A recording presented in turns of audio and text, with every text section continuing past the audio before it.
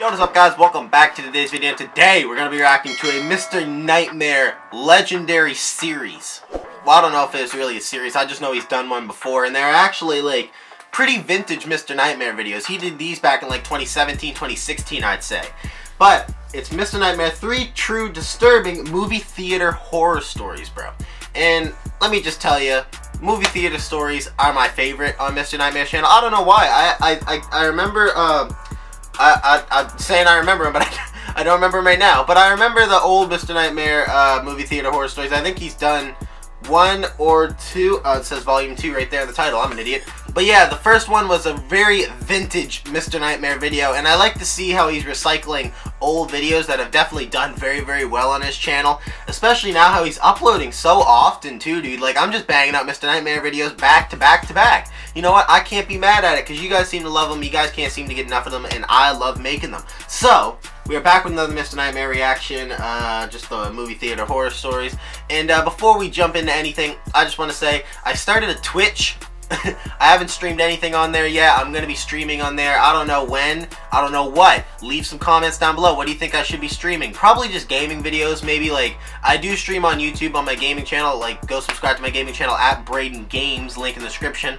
But yeah, I might start streaming gaming on Twitch. Maybe longer streams than what I do on YouTube, which I do like 2-3 hour streams on my gaming channel. So, I don't know. Maybe more random game stuff like that on Twitch. But like I said, it's Braden_Sanford, all lowercase. And my profile picture is just me killing a guy in Warzone, and the dude looks funny as hell in the face. I don't know how to share the link to my Twitch yet.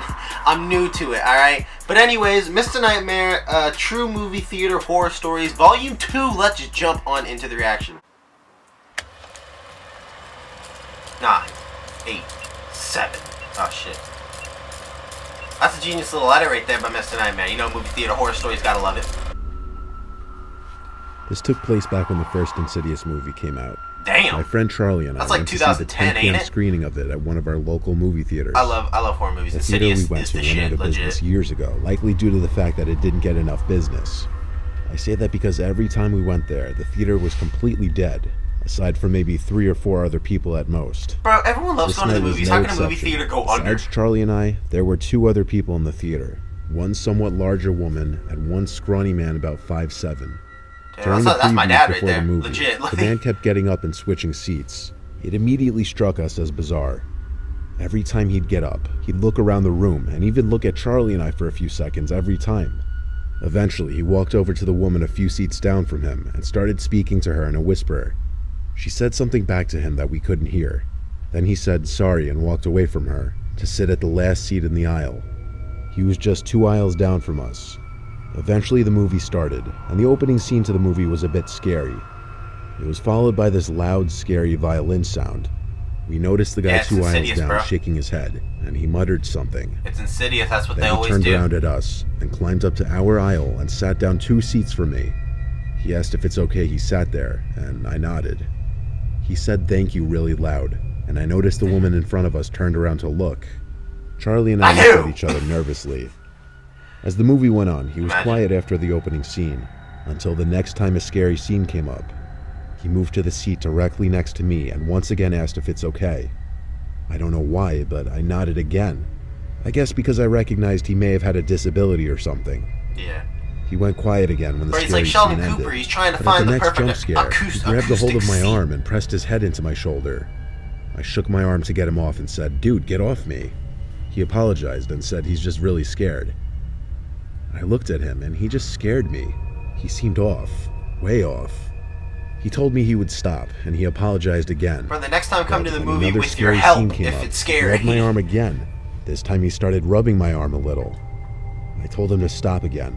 Then Charlie and I got up and walked to a different aisle. The woman in the theater got up and left. I'm guessing because she was uncomfortable. As we were in our new seats, he turned to look at us for a while. We tried our best to ignore it, but beat his ass. We got up and started walking out of the theater. He got up as well, asking where we're going, and then he asked if he could take us out for dinner. Charlie said, "Nah man, we're good, thanks," and we walked out. But they just met you, what are you doing? Theater hall and heard the door to the room we were just in click open. We turned around, and there was the guy, peeking his head out from the door. When he realized we saw him, he went back into the room. Charlie and I walked faster now to the lobby and told the girl at the front desk about the creepy man making everyone uncomfortable. She gave us a refund because the woman before us also complained about him. We then left and started walking to Charlie's house, hitting his vape pen and just talking about how weird and creepy that was. We were somehow able to laugh about it, even though we were also pissed that we just left the movie halfway through. On our walk home, we both stopped when we heard a rustle in a bush about 10 feet from us and a muffled little laugh sound. Charlie pointed to a bush in front of a house, and we could see that man from the theater creepily poking his head out from a bush. He asked, "Where are you guys going?" Go beat his ass, He said it with his tone that said everything to us. Very good. That we needed to run. We sprinted all the way down the street till I felt like I was gonna throw up. Luckily at that point, Charlie's house was right there. We weren't being followed anymore. Act crazier. That's how you get to them. Act crazier than how they're acting. But we weren't risking getting shot or stabbed. Something was very off about that man. Maybe he was drugged out, or maybe he belonged in a mental hospital. I'm glad we decided to run. Bro. Oh shit, ad, of course. Yeah, fuckhead. Right when I'm trying to fucking pause it. Bro. Seriously, Insidious is such a good movie. Like, the series is so good. But the way I explain Insidious, because I'm a huge horror movie guy. I love horror movies. Conjuring, the original Conjuring. People say this. Conjuring 2, they say, is scarier than the first one. I say the original Conjuring is fucking way more terrifying. You know what I mean? But I think they're both incredibly good, incredibly well done. James Wan is my fucking idol. Horror movie director, writer, producer. He's a fucking legend when it comes to horror movies. Let's just say that. But Insidious are such good horror movies. They're so scary. They're so into it. But the way I describe it is that you don't understand the plot and you can't explain it until you watch it. Like, you can't explain the plot to Insidious. There's so much shit going on 24/7, and there's 5 of them. 5 of those goddamn movies. 4 or 5. I think it's 5. But, there's like 5 of those goddamn movies, and you just can't explain the plot ever. You never understand what's going on, but as soon as you get it, like, as soon as the movie's over, you get it, but you can't explain it to your buddy about what movie you just watched. That's legit the way Insidious is. But besides that, it's fucking amazing. I don't care if anyone judges me, but I like to go to the movie theaters alone. My work schedule's all over the place, and I often don't work weeknights. I miss the movies. So on a stormy Wednesday night, a night not many other people would be thinking to go drive to a movie theater, I did just that. I always like avoiding crowds in anything I do. That's just how I am. Me It too. was 2017. I went to see some low-key movie that probably wasn't at the top of most people's must-see movie lists. Bro, you know what? I was the only one in the theater. Crazy thing about the movies too is that you could go to the movies and you have no interest in the movie you're about to go see. I went to go see Assassin's Creed with my cousin and a friend of mine, and I was like, I don't even play the video game. Why would I enjoy the movie? But it's just because whenever you go to the theaters, no matter what movie's playing, you're gonna fucking love it. You know what I mean? Just because it's the memory and it's the vibe in the movie theaters. Everyone loves going to the movies. I miss going to the movies. I haven't been to the movies in like 2 fucking years. 2, 3 years probably. More than that. I don't know. I miss the movies. Just like I expected. I sat myself right in the center seat of one of the higher up rows and put my feet up on the seat in front of me. About 20 minutes into the movie, I'd say, I noticed someone a few aisles down. I didn't notice them coming in. Always a few aisles down. The theater was dark because the scene in the movie at the time was in a dark room. They weren't sitting in a seat like a normal person though. All I saw of them was the top half of their head, peering over one of the seats to be looking in a direction that definitely was not the screen. It was still too dark to be able to tell if they were looking directly at me or not, but when the scene changed to a brighter background, the whole theater got brighter. Bright enough to see they were looking basically at me. But their face was so pale and lifeless looking, and their hair messy and wiry looking. I couldn't even tell if it was a man or a woman. I'm an introvert, or just an awkward person, so I didn't really want to ask if there was something wrong. I viewed that as confrontation. Facts. The screen went darker again, and at the same time, the person lowered down behind the chair completely until I couldn't see them anymore. They were completely hidden from my view. Pull a hippo or some shit I couldn't like that. concentrate on the movie now, though. I was actually very uncomfortable. That'd be uncomfortable too. Actually quite terrified. I would've left ASAP, bro. I didn't get up, though. You I said the stayed put movie's in my low seat. key, so it's like, Many scenes in the movie cares? passed. I almost forgot about what happened. Almost. Just when I was getting back into the movie, the person's head appeared from behind a seat again, this time much closer, only like 3 rows of seats away from me. I actually let out a holy shit and a loud yell because it genuinely made me jump. Now I was able to see more detail or features in their face. They actually looked lifeless, their eyes motionless, hung open. But still, I somehow couldn't tell if they were looking directly at me or not. Now I could better see it was a man with long, unkempt hair. I noped the F out of my seat and down the road to the exit. Yup! I had to pass the row in which the person was in to get to the exit door. As I passed the row, I looked down it, and while I expected to see the rest of the person's body sitting hunched behind the seats, instead what I saw was something you'd see in a nightmare. There was a guy holding it. There was some guy basically laying on the floor, holding up a severed head perched on a stick. I didn't stick around to see if it was some sick joke or if the head was real or not. Oh my god! And I ran out of the back exit of the building to the parking lot.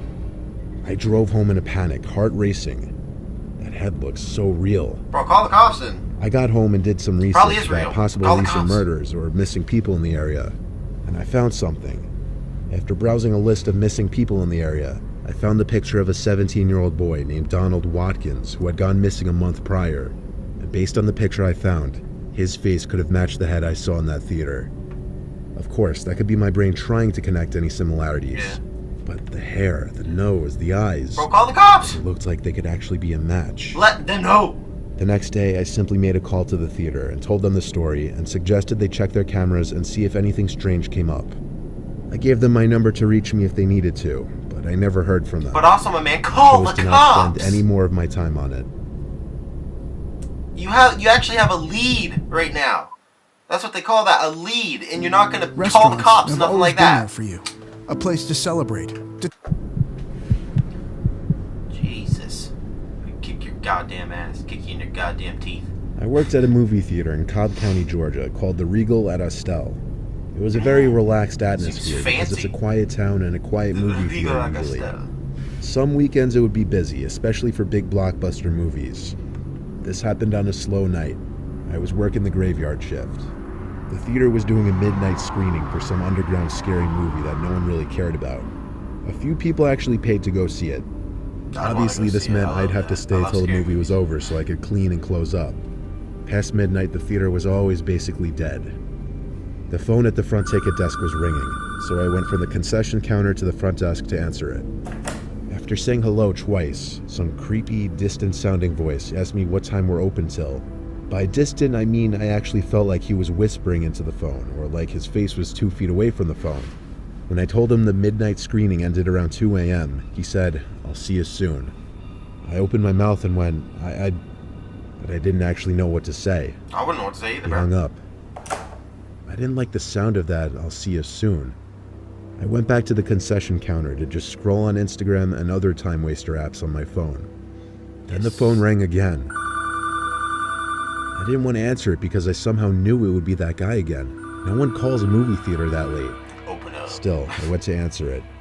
Like the first time, I didn't get a response till the second hello, and it was the same guy. He said into the phone, "I'm on my way." I replied, "Sir, the movie already started. There's no point in coming now. I won't even be able to give you a ticket this late." He hung up. This had to be a joke. Bro, he's just coming to Possibly one of beat my your ass, friends. honestly. The voice just didn't sound familiar at all. As the movie was nearing its end, I started vacuuming the lobby and halls, then went to cleaning the bathroom. As I was cleaning the bathroom, someone came in and went to one of the stalls. That meant the movie was likely over, so I stopped cleaning to go back to the counter. People were on their way out, so yes, the movie was over. I waited till everyone was gone, then locked the door. All I had left to do was clean the theater, which wasn't a big job because there were so few people in there. You just locked yourself in with the I brought motherfucker, the didn't broom you? in there and scanned the aisles for trash. There was a little popcorn here and there and some wrappers. It would have been a quick cleanup, but I didn't finish it. I heard this freakish giggle sound. Sounds like I fucking jerked to the Scooby-Doo. left to look down the aisles of seats. "Is someone there?" I asked. I hurried out of the theater with a broom and scooper, ready to use the broom as a weapon if needed. Yes, sir. That's what I like to see. In the lobby, the Fucking phone rang again. hot around the corner. Bam, that shit. It was like perfect timing. I ran to answer it, and without saying anything this time, the voice said, "Why'd you leave the theater?" I hung it up and called the police, asking them to just get here fast. I waited in my car until they arrived, then told them about the calls and the laugh in the theater room. The police asked me to calm down and check the number from which he was calling and see if I recognized it. No caller So I ID. went to the call history on the phone, got the number and put it into my phone. And it was the number for one of my close friends, Joe Peterson. That explained it. He was just messing with me. The cops laughed about it, and after I assured them I was all right, It they wasn't left. Joe. It ain't I Joe. didn't He want lost Joe to get his in phone, trouble. bruh. I went back in the theater room calling for him. I called for him throughout the whole building, but he didn't answer. It seemed he left. I texted him and tried calling him, all ignored. I went home after locking the place up. The next day I went to his house just to talk to him because it seemed he was ignoring me. But he told me he lost his phone, that he thinks it was stolen by someone at the bar. He didn't have Find My iPhone enabled, so he couldn't even track it or disable it. I couldn't sleep for nights, worrying that I was followed home by whoever had his phone. Being one of Joe's female friends, whoever stole his phone must have went through our Oh, she's a conversations female and gotten friend, bro. enough info to know where I worked. That horrifies me. So yeah, that's even more scary, I bro. requested to my boss to stop doing the late night shifts for that reason. I didn't work there much longer though. If anything else ever happens, I'd update. But it's already been more than a year. Oh yeah, you're good. Good enough time. At the end of the fucking video. Yeah, that's the end of it anyways. But yeah. Hope you guys enjoyed the video. Make sure you like, subscribe. Like I said, Twitch, Braden_Sanford. Go follow, subscribe, whatever you gotta do over there. Gaming channel, link in the description. Follow me on Instagram at Braden Sanford. Everything like that, links in the description for those. Anything else you want me to react to, leave in the comments down below. Hope you guys enjoyed. Make sure you like, subscribe. Peace.